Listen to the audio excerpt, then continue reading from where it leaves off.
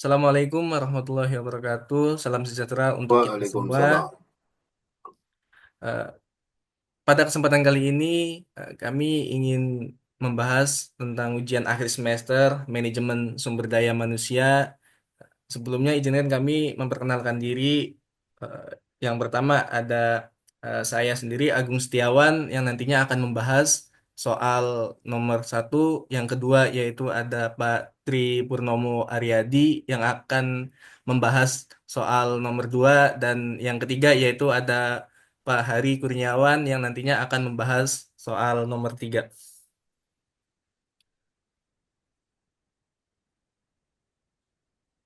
Baik, langsung saja untuk masuk ke soal nomor satu, yang dimana soalnya yaitu membuat ringkasan penjelasan bagaimana mengelola karyawan yang didominasi oleh kaum milenial dari kehadiran pesatnya AI dari sisi budaya, gaya kepemimpinan, dan dalam konteks menyediakan lingkungan kerja agar mereka nyaman kerja, punya rasa syukur, bahagia, dan komit dalam melakukan pekerjaannya. Kita tarik ke belakang yang dimana ada pendekatan terhadap karyawan milenial. Backgroundnya dimana generasi milenial itu atau yang disebut generasi Y adalah kelompok individu yang lahir antara 1981 hingga 1996. Mereka tumbuh di era perkembangan teknologi digital yang pesat, termasuk internet, media sosial, dan perangkat seluler. Ini menurut Pew Research Center. Pendekatan kepada karyawan milenial harus disesuaikan dengan karakter mereka yang cenderung lebih dinamis, lebih kreatif, dan mengutamakan keseimbangan hidup. Peran AI dalam mengelola sumber daya manusia, di sini terdapat 5 peran AI, AI yang berperan penting dalam mengelola sumber daya manusia. Yang pertama yaitu membantu dalam proses rekrutmen, yang dimana AI bisa dipakai untuk proses rekrutmen. Yang kedua yaitu ada untuk meningkatkan pelatihan karyawan. AI juga bisa berperan penting untuk meningkatkan skill-skill karyawan perusahaan. Yang ketiga yaitu ada analisis data karyawan. Untuk menganalisis data-datanya, AI juga berperan penting. Kemudian yang keempat yaitu ada pengelolaan jadwal kerja, yang di mana jadwal-jadwal karyawan akan dikelola oleh AI. Yang kelima yaitu untuk meningkatkan produktivitas karyawan. Dalam sumber daya manusia, produktivitas itu bisa di di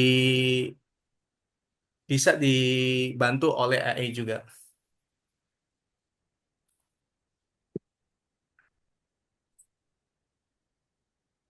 Kemudian strategi mengelola karyawan kaum milenial dari sisi budaya.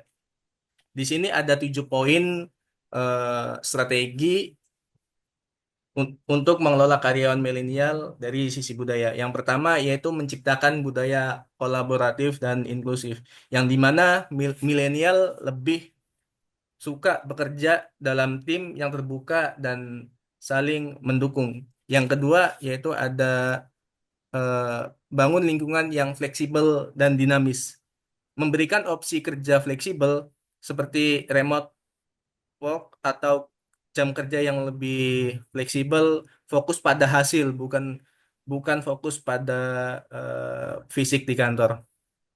Yang ketiga yaitu mendorong inovasi dan kreativitas.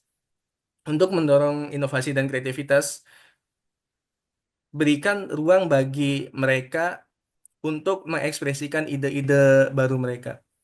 Yang keempat yaitu ada budaya apresiasi dan penghargaan. Kaum-kaum milenial sangat-sangat senang jika diberi apresiasi dan penghargaan.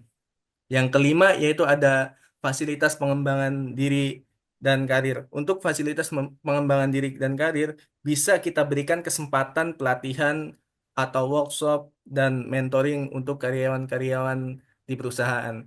Yang keenam yaitu ada perhatikan kesejahteraan milenial mental dan fisik. untuk memperhatikan kesejahteraan mental dan fisik, bisa menciptakan lingkungan kerja yang sehat dan mendukung kesehatan mental. Contohnya bisa memberikan seperti eh, cuti yang fleksibel, memberikan bimbingan konseling dan lain sebagainya. Dan yang terakhir, yang ketujuh yaitu gunakan teknologi di media sosial dalam budaya kerja. Gunakan media sosial atau aplikasi komunikasi untuk mempererat hubungan antara karyawan dan perusahaan. Di sini ada strategi mengelola karyawan dari gaya kepemimpinan. Terdapat 5 poin gaya kepemimpinan untuk eh, mengelola karyawan milenial. Yang pertama yaitu ada kepemimpinan transformasional yang dimana pemimpin harus menginspirasi dan memotivasi karyawan dengan visi yang jelas. Terus yang kedua ya ada kepemimpinan coaching yang dimana berperan sebagai mentor. Pemimpin berperan sebagai mentor yang membimbing, bukan sekedar memberi arahan atau perintah. Yang ketiga yaitu kepemimpinan demokratis, yang dimana mendorong komunikasi terbuka dan kerjasama tim, mengajak karyawan untuk berpartisipasi dalam pengambilan keputusan. Yang keempat yaitu kepemimpinan servant atau melayani, yang dimana berfokus pada kesejahteraan dan kebutuhan tim, memastikan karyawan mendapatkan dukungan yang mereka perlukan untuk lebih sukses. Yang kelima yaitu kepemimpinan fleksibel dan adaptif. Untuk kepemimpinan fleksibel dan adaptif ini yaitu mudah beradaptasi dengan perubahan-perubahan atau tren-tren terbaru, memahami kebutuhan generasi milenial terhadap work-life balance. Di sini tips untuk memimpin karyawan milenial. Kami merangkum ada 5 tips untuk memimpin karyawan milenial. Yang pertama yaitu memberikan feedback yang jelas dan sharing. Untuk kaum milenial, feedback yang lebih jelas itu sangat sangat sangat dibutuhkan. Suka umpan balik yang cepat dan langsung. Terus yang kedua yaitu bangun hubungan yang akrab. Jadilah pemimpin yang mudah didekati, bukan sekedar bos. Yang ketiga yaitu gunakan teknologi. Ya, kalau kaum milenial lebih suka komunikasi digital yang cepat dan efisien. Yang keempat yaitu beri ruang untuk kreativitas dan inovasi. Mereka ingin merasa punya dampak nyata dalam pekerjaannya. Contohnya untuk mengambil keputusan dan lain-lainnya, melibatkan karyawan kaum milenial itu sangat berperan. Yang terakhir yaitu tunjukkan apresiasi dan penghargaan. Berikan pengakuan atas pencapaian mereka, baik besar maupun kecilnya, bisa memberikan karyawan lebih efisien dan produktif lagi. Dengan gaya kepemimpinan yang tepat, karyawan milenial akan lebih termotivasi dan berkontribusi maksimal bagi perusahaannya.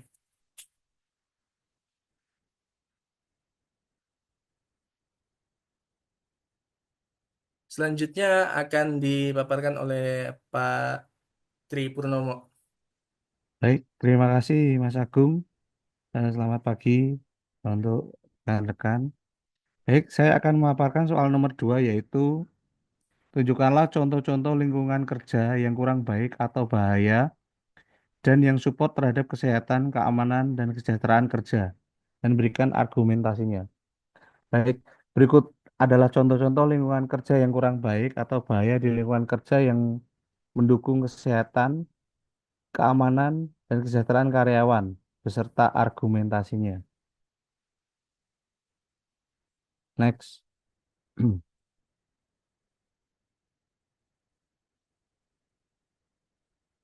Untuk contoh lingkungan yang kurang baik atau berbahaya dengan kategori sebagai berikut. Yang pertama yaitu kondisi fisik yang berbahaya. Kondisi fisik yang berbahaya contohnya seperti pabrik yang ventilasinya buruk, penggunaan alat berat tanpa alat pelindung diri atau APD, kemudian kabel listrik yang berantakan. Kemudian dampaknya yaitu resiko kecelakaan kerja tinggi, gangguan kesehatan akibat paparan bahan berbahaya, dan produktivitas menurun. Teori ini dikembangkan oleh model hierarki kontrol bahaya menurut NIOSH 2015, menyebutkan bahwa eliminasi bahaya dalam langkah utama untuk menciptakan lingkungan kerja yang aman. Kemudian faktor yang kedua yaitu fasilitas modern. Contoh, beban kerja berlebihan, jam kerja tidak fleksibel, serta tekanan dari atasan tanpa dukungan psikologis. Itu sangat berdampak terhadap karyawan mengalami stres kronis, kelelahan, dan penurunan kinerja. Teori ini dikembangkan oleh Job Demon Resource GDR, model Barker, dan Demeruti tahun 2007. Menjelaskan bahwa tingginya tuntutan kerja tanpa dukungan memadai menyebabkan burnout. Kemudian yang ketiga yaitu micromanagement dan kurangnya otonomi. Contoh atasan yang mengawasi setiap langkah kecil karyawan tanpa memberi ruang kreativitas atau kepercayaan. Hal tersebut berdampak menurunnya motivasi, kreativitas, dan kepuasan kerja.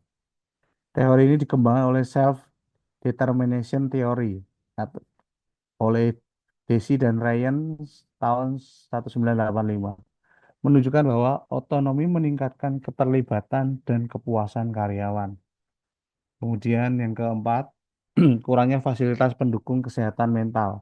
Contoh, tidak ada program konseling, cuti mental health, atau ruang relaksasi di kantor. Hal tersebut berdampak meningkatkan risiko gangguan mental seperti kecemasan dan depresi, yang berujung pada peningkatan turnover. Teorinya yaitu psikologi safety theory, dikembangkan oleh Edmundson tahun 99, menyebutkan bahwa lingkungan kerja yang aman secara psikologis meningkatkan keterlibatan dan inovasi. Dan berikut adalah contoh perusahaan di Indonesia yang memiliki lingkungan kerja kurang baik dan berbahaya. Pertama yaitu PT GNI, Gunbuster Nickel Industry. Insiden pada tahun 2025 Oktober 2024 terjadi ledakan di pabrik baja milik Tsingshan Holding Group di Morowali, Indonesia, yang mengakibatkan satu pekerja meninggal dan satu lainnya terluka. Kemudian masalahnya tahun ini Indonesia Morowali Industrial Park atau IMIP, tempat PT GNI beroperasi, mengalami 9 kematian terkait kecelakaan kerja. Sejak 2015 terdapat 114 kematian kecelakaan kerja di fasilitas nikel Indonesia, dengan hampir setengahnya terjadi di IMIP. Kemudian dampaknya yaitu kondisi kerja yang tidak aman dan kurang standar keselamatan yang memadai meningkatkan risiko kecelakaan fatal bagi pekerja. Kemudian yang kedua, contoh kedua yaitu PT Kimu Sukses Abadi atau KSA. Insidennya yaitu perusahaan yang berlokasi di Cikarang Barat ini disegel oleh pejabat Bupati Bekasi pada Juni 2002 karena pelanggaran lingkungan.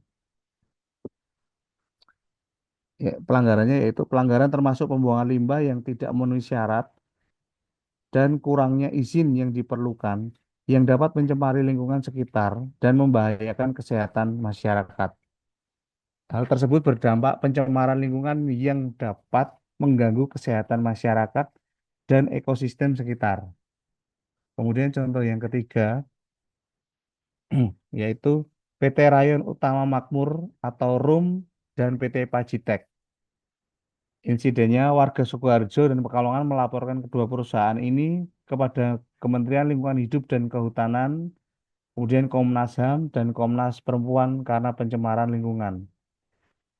Pencemaran yang diduga dilakukan oleh perusahaan-perusahaan ini telah berlangsung selama bertahun-tahun, menyebabkan dampak negatif bagi lingkungan dan kesehatan masyarakat sekitar.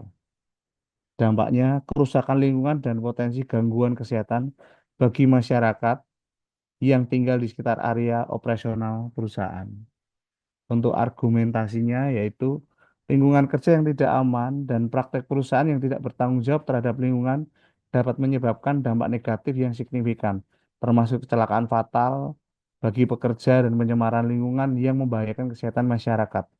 Penting bagi perusahaan untuk mematuhi standar keselamatan kerja dan regulasi lingkungan untuk melindungi karyawan dan masyarakat sekitar.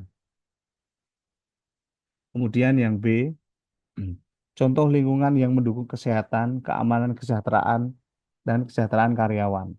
Yang pertama, lingkungan fisik yang aman, yang nyaman dan aman. Contoh, kantor dengan pencahayaan alami yang cukup, ventilasi yang cukup baik, kemudian ruang kerja yang ekonom, ergonomis, dan sistem ventilasi yang baik. Ya, berdampak mencegah gangguan kesehatan akibat postur kerja buruk dan meningkatkan kenyamanan kerja. Teori ini dikembangkan oleh Ergonomic Workplace Theory oleh Hedge tahun 2000, menekankan bahwa desain tempat kerja yang baik meningkatkan kesehatan efisiensi. Kemudian yang kedua,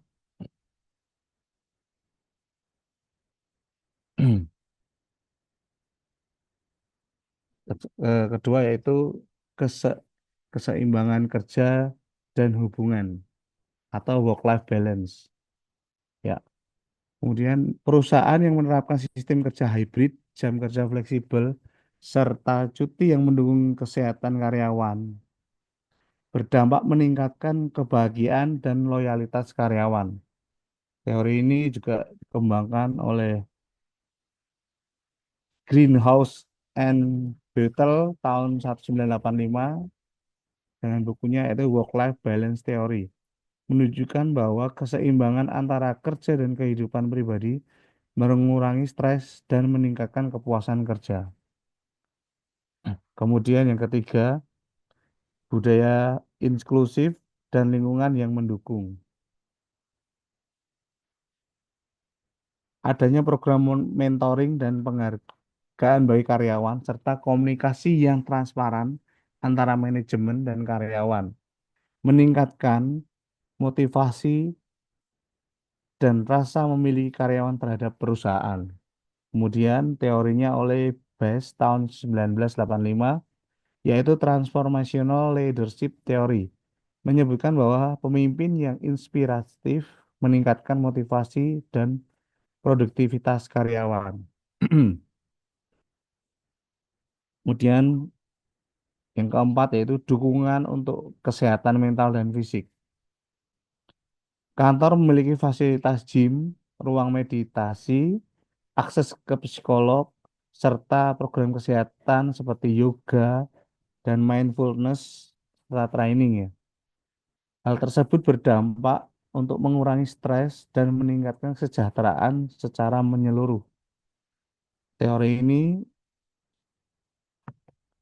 disampaikan oleh Gottsel dan Osmikausi tahun 2008 tentang corporate wellness programs, menunjukkan bahwa program kesehatan di perusahaan meningkatkan produktivitas dan menurunkan absensi.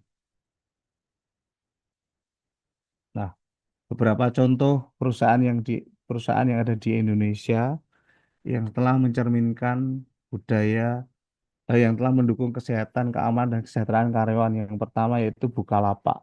Ya, Bukalapak itu mendapatkan penghargaan Future Change the World tahun 2022 mengakui perusahaan memberikan dampak positif signifikan melalui kegiatan inti bisnis. Kemudian beliau dapat penghargaan Green Space Employees Award tahun 2022 diberikan kepada perusahaan yang dianggap sebagai magnet bagi talenta teknologi.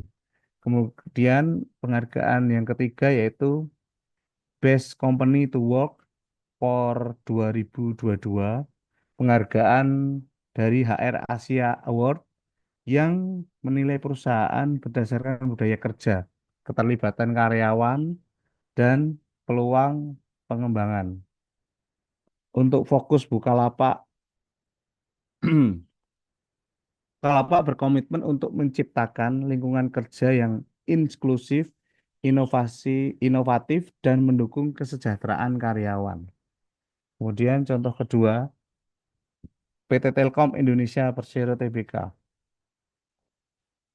Penghargaan masuk dalam daftar 10 tempat kerja terbaik di Indonesia tahun 2022 versi Great Place to Work yang menilai berdasarkan survei terhadap hampir 20.000 karyawan di berbagai industri.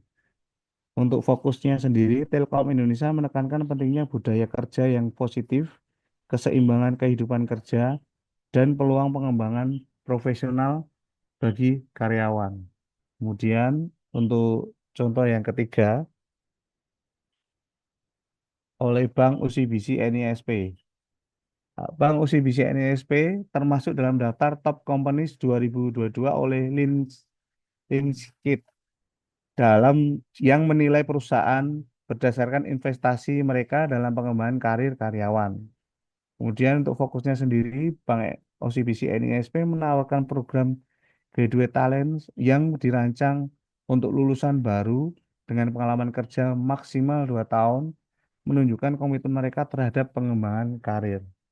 Dan untuk argumentasinya sendiri terkait dengan hal tersebut di atas, yaitu perusahaan-perusahaan di atas telah diaku, diakui karena menciptakan lingkungan kerja yang mendukung kesehatan, keamanan, dan kesejahteraan karyawan.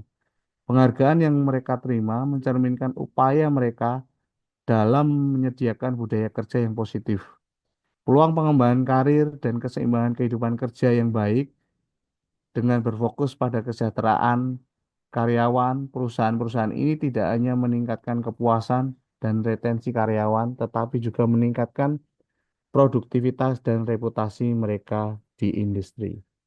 Baik, demikian soal nomor 2. Untuk soal nomor 3 akan diteruskan oleh rekan saya, Bapak Hari Kurniawan. Waktu dan tempat saya persilakan. Terima kasih, Mas Trik. Saya akan melanjutkan soal nomor 3, yang mana pertanyaannya adalah apa yang dapat dilakukan dalam pengelolaan SDM di perusahaan untuk mencegah PHK, tapi lebih mengarah ke Green HR atau Green Human Resource, seperti itu. Menurut saudara, pertanyaan yang kedua adalah, menurut saudara, apa faktor yang mempengaruhi dan faktor-faktor apa saja yang perlu diperhatikan agar terjadi ekosistem dan yang berkelanjutan dalam pengelolaan SDM. Oke, kita bahas satu persatu. Next slide, izin. Nah ini, apa itu Green HR atau Green Human Resource? Green Human Resource adalah pendekatan pengelolaan SDM yang berfokus pada keberlanjutan lingkungan dan efisiensi operasional yang juga bisa membantu perusahaan menghindari pemutusan hubungan kerja atau PHK. Green HR sendiri ini adalah meningkatkan citra perusahaan dan daya tarik bagi calon karyawan, mengurangi biaya operasional, dalam hal ini hemat energi, minimisasi limbah. Terus yang selanjutnya adalah meningkatkan motivasi dan kepuasan kerja karyawan, dan yang terakhir adalah membantu kepatuhan terhadap regulasi lingkungan dan pencapaian target keberlanjutan. Oke, kita lanjut slide berikutnya. Nah, ini langkah-langkah yang diambil dalam pengelolaan Green HR. Ini ada 5 langkah yang saya simpulkan, bahwa ada 5 langkah yang bisa diambil dalam hal pengelolaan Green HR ini. Yang pertama adalah optimalisasi produktivitas dan efisiensi energi. Di sini dapat dilakukan dalam beberapa hal. Yang saya rangkum adalah yang pertama itu penerapan work from home atau WFH atau hybrid. Dengan WFH atau hybrid ini bisa mengurangi biaya operasional kantor dan konsumsi energi. Untuk yang kedua adalah digitalisasi proses. Ini dapat mengurangi pemrosesan kertas dan meningkatkan efisiensi kerja Dan yang terakhir untuk nomor 1 ini adalah pengurangan perjalanan dinas. Pengurangan perjalanan dinas ini dengan memanfaatkan teknologi seperti video conferencing untuk menghemat biaya transportasi. Oke, kita lanjut yang kedua. Yang kedua adalah peningkatan keterampilan atau reskilling atau upskilling. Peningkatan keterampilan dapat dilakukan dengan pelatihan karyawan ke bidang yang ramah lingkungan dan mungkin juga akan dilakukan dengan rotasi pekerjaan. Kalau dalam pelatihan karyawan ini memberikan fleksibilitas kepada karyawan agar dapat bekerja di berbagai bidang yang lebih dibutuhkan oleh perusahaan. Oke, langkah yang ketiga adalah program retensi karyawan berbasis berkelanjutan. Nah, di sini dapat dilakukan juga dengan peningkatan kesejahteraan karyawan. Yang kedua adalah penawaran jam kerja fleksibel dan yang terakhir adalah kompensasi non material. Oke, kita lanjut yang keempat adalah pengelolaan SDM berbasis Green HR. Green HR sendiri ini dapat dilakukan dengan paperless human resource management, yaitu digitalisasi absensi, penggajian, dan administrasi SDM. Yang selanjutnya adalah rekrutmen yang berkelanjutan dengan memprioritaskan tenaga kerja dengan keterampilan ramah lingkungan. Dan yang terakhir adalah kinerja evaluasi berbasis lingkungan, yang juga menyertakan aspek keberlanjutan dalam KPI karyawannya. Seperti itu. Oke, langkah yang terakhir atau yang kelima adalah efisiensi biaya tanpa PHK. Efisiensi biaya tanpa PHK ini dapat saya jelaskan bahwa dapat dilakukan dengan job sharing atau membagi pekerjaan antar karyawan agar tidak ada yang diberhentikan. Yang kedua adalah pengurangan jam kerja sementara. Ini opsi pemotongan jam kerja dengan tetap mempertahankan semua tenaga kerja. Dan untuk efisiensi yang terakhir adalah cuti tanpa dibayar, cuti tanpa bayar sukarela. Ini memperhatikan opsi cuti bagi karyawan tanpa harus melakukan PHK. Dengan menerapkan Green HR, perusahaan tidak hanya bisa menghindari PHK, tapi juga meningkatkan efisiensi biaya kepuasan karyawan dan mendukung keberlanjutan lingkungan. Oke, itu penjelasan di slide ini. Kita masuk ke faktor-faktor yang mempengaruhi pengelolaan SDM yang berkelanjutan. Yang pertama adalah faktor ekonomi. Faktor ekonomi ini ada beberapa yang saya kumpulkan, ada 3 ini. Yang pertama adalah fluktuasi ekonomi yang berdampak pada anggaran SDM. Yang kedua adalah biaya tenaga kerja dan produktivitas. Dan yang terakhir adalah ketersediaan investasi untuk pelatihan dan pengembangan. Untuk faktor yang kedua adalah faktor ekonomi. Faktor teknologi, maaf saya ulangi. Untuk faktor teknologi ini dapat dilakukan dengan otomatisasi atau digitalisasi yang mengubah cara kerja karyawan. Untuk faktor teknologi yang selanjutnya adalah penggunaan software HR untuk meningkatkan efisiensi pengelolaan SDM. Untuk faktor teknologi yang terakhir adalah tren pekerjaan remote atau hybrid yang mengubah pola kerja itu sendiri. Oke, kita masuk ke faktor yang ketiga, itu faktor sosial dan budaya. Untuk faktor sosial dan budaya ini terkait dengan perubahan preferensi generasi pekerja. Ini dibagi ada Gen Z, milenial, atau dibandingkan dengan Gen X seperti itu. Nah, untuk faktor sosial dan budaya yang selanjutnya adalah keberagaman dan inklusi dalam tenaga kerja seperti itu. Untuk faktor sosial dan budaya yang terakhir adalah harapan terhadap keseimbangan kerja hidup, keseimbangan antara kerja dan hidup, atau kita kenal dengan istilah work life balance seperti itu. Oke, kita masuk ke faktor yang keempat, yaitu faktor regulasi dan hukum. Faktor regulasi dan hukum sendiri ini ada pengaruhnya terhadap undang-undang ketenagakerjaan terkait kontrak kinerja, PHK, dan tunjangan. Untuk faktor regulasi dan hukum ini juga berpengaruh kepada kebijakan perusahaan dalam mendukung kesejahteraan pegawai. Untuk regulasi lingkungan terkait green HR itu sendiri, seperti itu. Oke, kita masuk ke faktor yang terakhir, itu faktor lingkungan dan keberlanjutan. Lingkungan dan keberlanjutan ini dapat memberikan dampak industri terhadap lingkungan dan tanggung jawab sosial perusahaan. Yang selanjutnya adalah program pengurangan limbah, efisiensi energi, dan karbon footprint, seperti itu. Nah, untuk faktor lingkungan keberlanjutan yang terakhir adalah kesadaran karyawan terhadap green workplace atau praktek ramah lingkungan, seperti itu.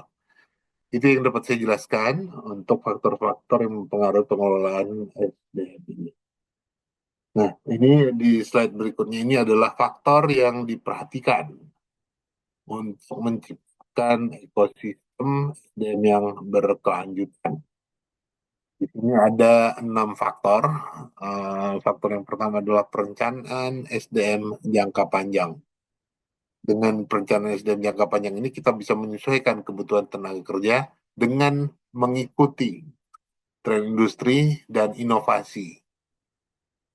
Nah, untuk perencanaan SDM selanjutnya adalah mengurangi risiko PHK dengan strategi rescaling dan upscaling, sebagaimana yang saya jelaskan di slide yang sebelumnya, seperti itu.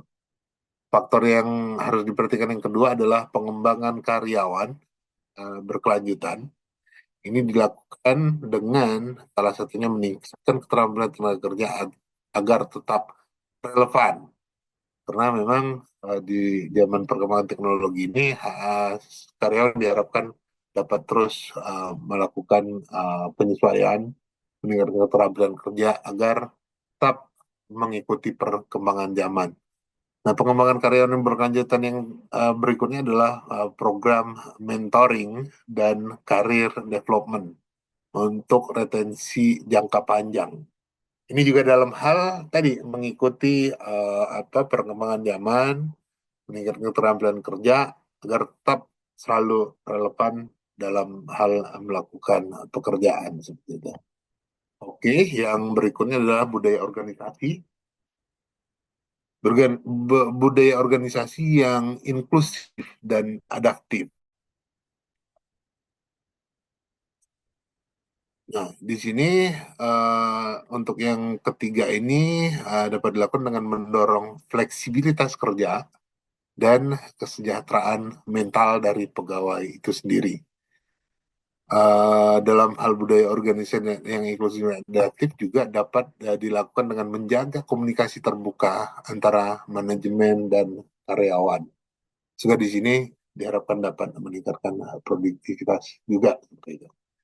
Oke, kita masuk ke poin yang selanjutnya adalah digitalisasi automatisasi SDM.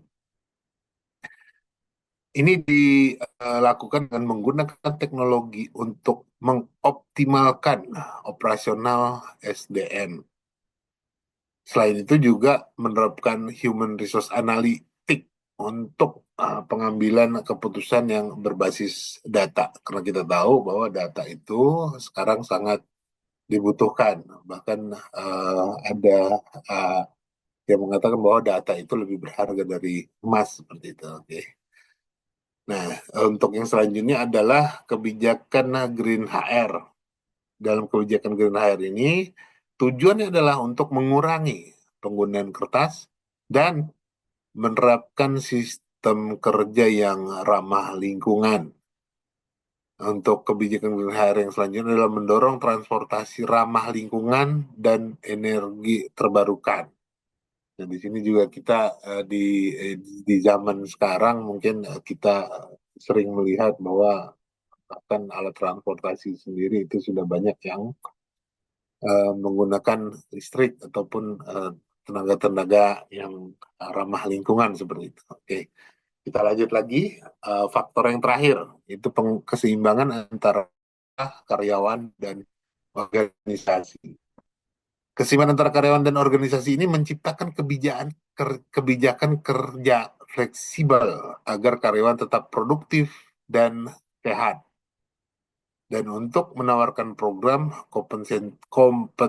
kompensasi dan tunjangan berbasis berkelanjutan. Oke, teman-teman, berarti dari faktor yang diperhatikan untuk menciptakan ekosistem berkelanjutan ini, perusahaan dapat menciptakan ekosistem SDM yang tidak hanya berkelanjutan tapi juga inovatif, kompetitif dalam jangka panjang seperti itu. Itu yang dapat saya sampaikan dalam slide yang terakhir ini. Saya kembalikan ke Mas Agung. Terima kasih Mas Agung dan Mas Tri.